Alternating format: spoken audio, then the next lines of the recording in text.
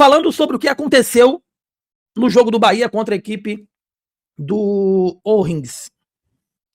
Ontem, o Flamengo foi eliminado. Aliás, o Flamengo perdeu o título, era um título para o Lanús. E existe uma grande diferença aqui. É o Lanús e aqui embaixo o O'Rings do Chile. O Lanús, primeira divisão ali do Chile, atual campeão da Sul-Americana, ganhou da Sul-Americana, ganhou do Atlético Mineiro, sabe? Contra o Flamengo também, atual. Ali era um confronto de dois campeões. Não venha querer me comparar o que aconteceu aí no Maracanã com o que aconteceu na Fonte Nova. Não venham querer me comparar, não existe comparação. O que aconteceu na final da Recopa ontem no Maracanã foi um confronto de dois campeões, um da Libertadores e um da Sul-Americana. O que aconteceu na Fonte Nova era um time que almeja algo grande, com investimento altíssimo, contra um time pequeno, minúsculo do Chile. Vamos lá. Quem são os clubes mais conhecidos do Chile? Colo-Colo, né? Tinha aquele que jogava o Montijo, que me fugiu o nome agora também. O O'Rings não é nem o cavalo do cocô do bandido do Chile. Então, no Maracanã, tivemos um confronto de atuais campeões, por mais que o Flamengo tenha muito mais investimento, mas era um confronto de dois campeões, um da Sul-Americana e um da Libertadores.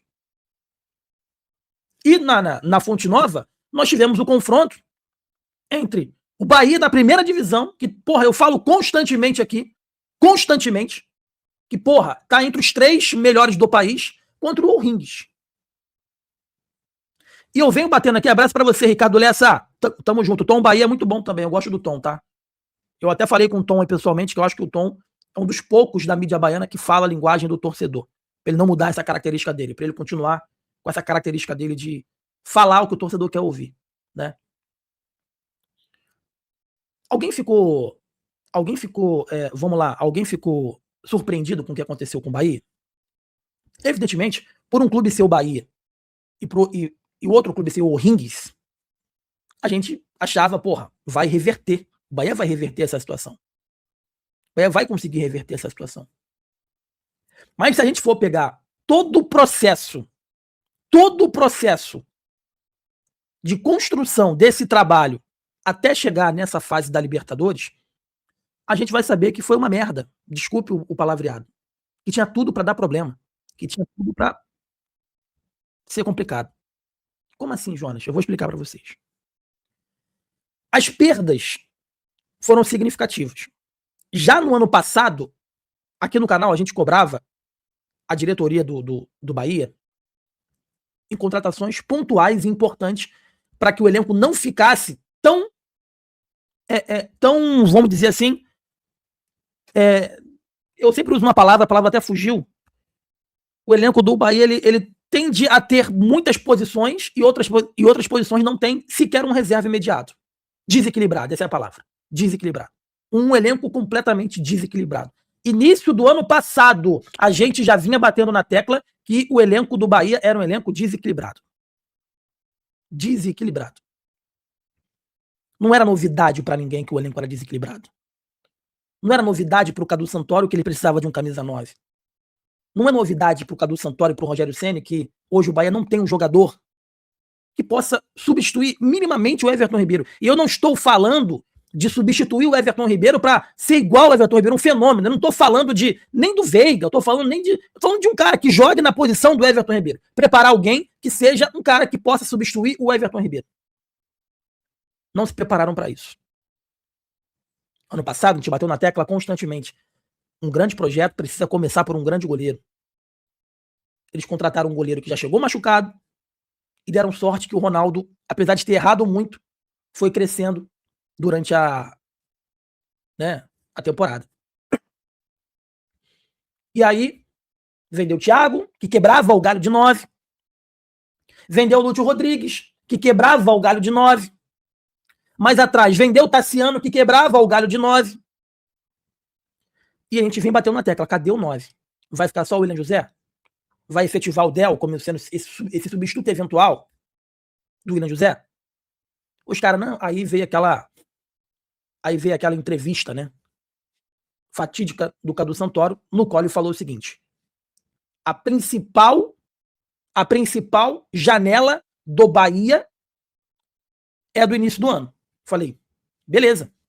É isso? Vou voltar aqui em janeiro. Posso voltar aqui em janeiro?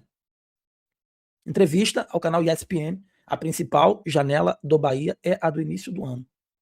Então todo mundo ficou assim, beleza, então vamos com o que tem nesse meio do ano até o final da temporada. Início do ano tem Libertadores, então vamos ver se pelo menos chega 2 ou 3 grandes contratações. Viu os jogadores que o Bahia perdeu aqui? São jogadores que ajudavam. Mesmo com algumas críticas do Lúcio, o Lúcio ele ajudava. Né? O Thiago, porra, ajudava. Aí todo mundo falou assim, gente, olha só, vamos lá então. Abriu a janela do final do ano, abriu a janela dia 1º de janeiro ali. E aí, vai ter Libertadores agora. Como é que vai ser as contratações? Aí sabe quais foram as contratações? Kiko Oliveira, que não seria titular em time nenhum do futebol brasileiro. Roman Gomes, que é uma aposta. Não se sabe ainda ao certo como é que vai ser o Roman Gomes. Tá se mostrando um jogador útil, mas que também hoje eu não sei se seria titular nas grandes equipes do futebol brasileiro. Pode ser um bom reserva, não sei. E o Everaldo. Que foi praticamente expulso do Fluminense. E eu falo pra vocês, meus amigos, tinha como dar certo? Até tinha, porque se tratava do O'Rings, né? E por mais que essas contratações fossem pífias para jogar uma Libertadores, ainda assim são contratações que faz com que o time do Bahia seja um time melhor do que o O'Rings. Concorda comigo? E aí, não, mas nós contratamos o 9. Esse para mim foi o maior erro dessa gestão até agora. E eu tomei muita pancada por conta disso. Muita pancada. Porque eu falei o seguinte, calma aí, mas vocês contrataram o Alejo Feliz? Sim, nós contratamos, ele vai chegar em julho. Calma aí, gente, vocês contrataram o cara para chegar em julho. E quem vai ser o cara que vai jogar Libertadores agora? Não, porque em julho... Não, esquece julho. Quem vai ser o cara que vai jogar Libertadores agora? Ah, porque vamos trazer o Everaldo para quebrar o galho. Teve torcedor que falou para mim assim, calha a sua boca. O Everaldo é só para quebrar o galho. Até a chegada do Alejo Feliz. Eu falei, caraca, mas a principal competição do ano é agora. E era um risco gigantesco de não passar do O'Rings e ficar fora da Sul-Americana. Ah, mas você é imediatista. O Everaldo é só para quebrar o galho. Gente, eu tô entendendo, o Everaldo é para quebrar o galho, mas só que não era para ser assim esse planejamento. Não é de agora que a diretoria sabia que precisava de um camisa 9. Não é de agora que a diretoria sabia que precisava de um 9. Esse 9 não poderia chegar em julho querendo imaginar, podendo estar em uma próxima fase de Libertadores. E aí o que aconteceu? 9 milhões de euros, né? No Alejo Feliz. E o Alejo Feliz não vai jogar Libertadores, não vai jogar Sul-Americana. Aliás, ele vai jogar pelo Rosário Central, não pelo Bahia. É certo esse planejamento? Foi certo esse planejamento? De pensar mais lá na frente e esquecer que o presente agora era mais importante do que o futuro? É claro que não. E eu fazer essa crítica que o planejamento é horrível, eu vou receber uma nota aqui de que um processo do clube? Eu vou receber esse processo do clube? Deixa o like, inscreva-se aqui no canal, meus amigos. Tamo junto. Valeu, Caio Silva. Valeu, Parrudo. Tamo junto, meus amigos. Abraço. Valeu.